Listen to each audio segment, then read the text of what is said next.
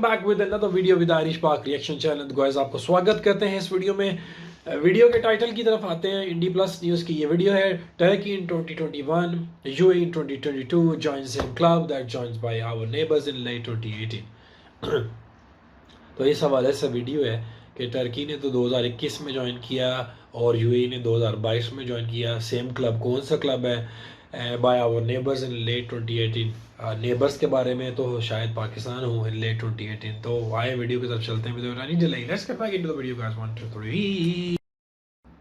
बॉलीवुड की मूवी का एक गाना बहुत फेमस हुआ था, आइए आइए आपका इंतजार था, देर लगी आने में भले ही, लेकिन शुक्र है तुम आए। तो ये हाल हो गए हैं आज एफएटीएफ के अंदर, क्योंकि जिगरी यारों का यहाँ पर एक क्लब बन चुका है एफएटीएफ।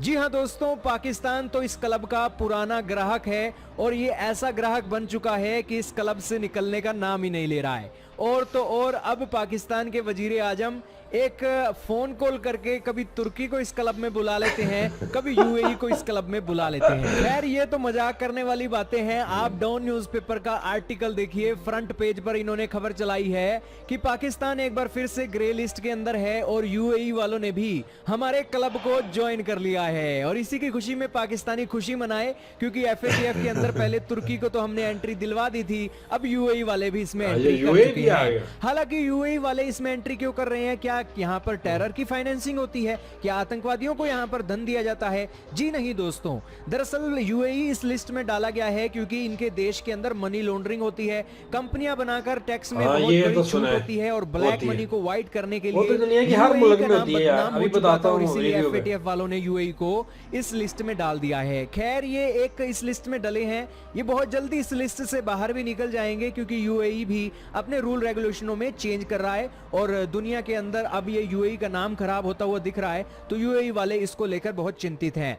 लेकिन यूएई और तुर्की वाले तो इस लिस्ट से निकल जाएंगे, लेकिन जो पुराना खिलाड़ी है पाकिस्तान, उसको लेकर क्या एक ऑफिशियल जानकारियां आ रही हैं, वो भी आपको आज जरूर जाननी चाहिए। क्योंकि दोस्तों पाकिस्तान को इसमें ब्लैक लिस्ट होना था, लेकिन वो ग्रे लिस्ट हुआ है। इसको लेकर एक बातें चल रही हैं। हालांकि पाकिस्तानी खुशी मना रहे हैं कि चलो हम नहीं निकले हैं, कोई बात नहीं, तुर्की वाले आ गए हैं, यूएई वाले आ गए हैं, तो ज्यादा बेइज्जती वाली बात नहीं है। दरअसल दोस्तों 2018 में पाकिस्तान इसके अंदर एंट्री किया था और 2022 के अंदर ये अब फिर से यही काम चल रहा है और जून 2022 के अंदर अगली मीटिंग होगी। फिर देखा जाएगा कि क्या पाकिस्तान वाकई में ही इनको जो एक टारगेट दिए गए हैं उनको उन्होंने अचीव किया है। काफी सारे अचीव हुए। दरअसल अब पाकिस्तान के 34 पॉइंट दिए गए थे कि 34 में से 34 आपको पूरे करने हैं। अगर पूरे कर दोगे तो हम आपको इस लिस्ट से बाहर निकाल देंगे। लेकिन 34 में से 32 काम पूरे हुए हैं और 2 काम फिर रह गए हैं। हालांकि पाकिस्तानी खुश मत हो, क्योंकि 2 काम रह गए हैं तो इमरान खान ने बहुत अच्छा काम किया होगा। 2018 के अंदर इन्हें इसी तरीके के 27 काम दिए गए थे, लेकिन 26 काम इन पाकिस्तानियों ने पूरे कर दिए थे। 1 काम रह गया था, फिर भी वो ग्रे लिस्ट के अंदर थे। और इसी तरीके से ये एक नया साल आता है, नई लिस्ट दे देते हैं और उस लिस्ट को पाकिस्तान पूरा नहीं कर सकता है। क्यों नहीं कर सकता है? क्योंकि यूनाइटेड नेशन ने जो टेररिस्ट घोषित कर रखे हैं उन्हें तो आज वीआईपी प्रोटोकॉल मिलता है पाकिस्तान के अंदर। जी, उनके खिलाफ तो पाकिस्तान एक्टिविटी करता नहीं है। जाहिर सी बात है कि एफएटीएफ वाले इन्हें क्यों निकालेंगे, लेकिन जरूर एफएटीएफ वाले पाकिस्तानियों का दिल बहुत डाढ़स बहुत बनाते हैं। एफएटीएफ वाले कह रहे हैं कि हमें उम्मीद है कि अगली बार पाकिस्तान इस लिस्ट से बाहर निकल जाएगा और सारी रिक्वायरमेंटों को पूरा कर देगा। लेकिन पाकिस्तान वाले इस लिस्ट के अंदर 2018 से एंट्री किए थे और 2022 के अंदर भी ये एक एंट्री चल रही है। तो ये एक किसी कंट्री के लिए शर्म की बात होनी चाहिए कि हमारा क्या हाल हो गया है। खैर अब छोड़िए इन बातों को, लेकिन तुर्की के बाद अब यूएई की एंट्री हो गई है, ये भी काफी सरप्राइजिंग बात थी। आपका क्या मानना है? कमेंट सेक्शन में ये थी गाइस आज की वीडियो। तो ये थी गाइस, जैसा कि आज इस वीडियो में आपने देखा कि उन्होंने बोला कि Turkey in 2021, UAE in 2022 join same club that joins by our neighbours in late 2018।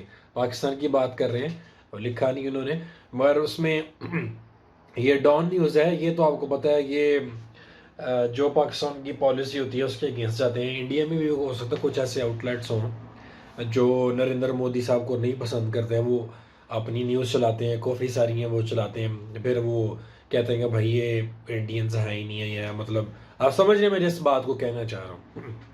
तो डॉन का एक कैरेक्टर ऐसा रह चुका है, क्योंकि वो आज़ादी इस तरह की चाहते हैं कि मतलब अपनी मनमानियाँ करें, मतलब एडवर्टाइजमेंट लें, ऐड लें, और जो लोग दुश्मन कहते हैं वो करें।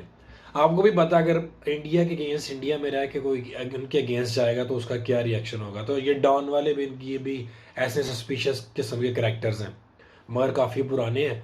तो जब इनको इंटरेस्ट को ठेस पहुंचे तो फिर ये इस तरह प्रोपेगेंडा करते हैं। एनीवेज, जो फैटफ की लिस्ट के अंदर पाकिस्तान है वो बड़ी एक मतलब होशाइंद बात नहीं है, और इसमें काफ़ी देर से इसमें काम चल रहा है, क्योंकि इमरान खान, आपको पता है, इंडियन जो हैं मेरे भाई जो हैं, वो काफ़ी दोस्त जो इंडियंस हैं वो काफ़ी बैश करते हैं इमरान खान साहब को। कटोरा खान भी बोलते हैं, और भी वो बहुत सारे अलकाब है जो मतलब कहते हैं। रोस्टिंग भी काफ़ी होती है इमरान खान साहब पे। तो उनको जो वेस्टर्न मतलब कंट्रीज़ हैं, मतलब वो नहीं चाहते कि मतलब इमरान खान नहीं भाता उनको, क्योंकि वो एक मतलब आज़ाद ख्याल आदमी है, वो किसी के अंडर प्रेशर में नहीं आता, और ये कि वो एक अपनी पॉलिसी लेके चलता है। जैसे वॉर ऑन टेरर पे मुशर्रफ ने जब टेक ओवर किया तो इमरान खान ने बड़ा अपोज किया कि मतलब नहीं, हमें वॉर में नहीं जाना चाहिए, हम क्यों अमेरिकन पपेट्स बने। तो बहरहाल वो, जब ओबामा का भी दौर था और बुश का भी था उससे पहले, तो वो उसको एक आंख नहीं भाते मतलब इमरान खान को वो लाइक नहीं करते, और भी वेस्टर्न कंट्रीज इमरान खान को लाइक नहीं, वो चाहते ही नहीं है कि मतलब कोई ऐसा है जो उनकी आंखों में आंखें डाल के बात कर सके।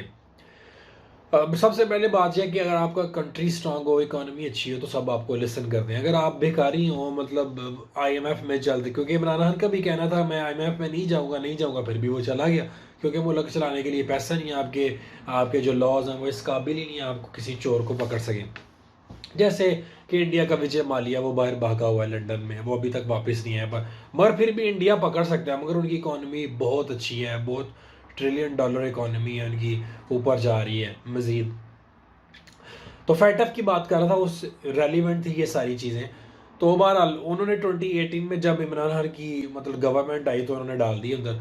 वो डालना भी इसलिए चाहिए था क्योंकि बहुत सारा इन्वॉल्वमेंट थी, मनी लॉन्ड्रिंग का सिलसिला डेली।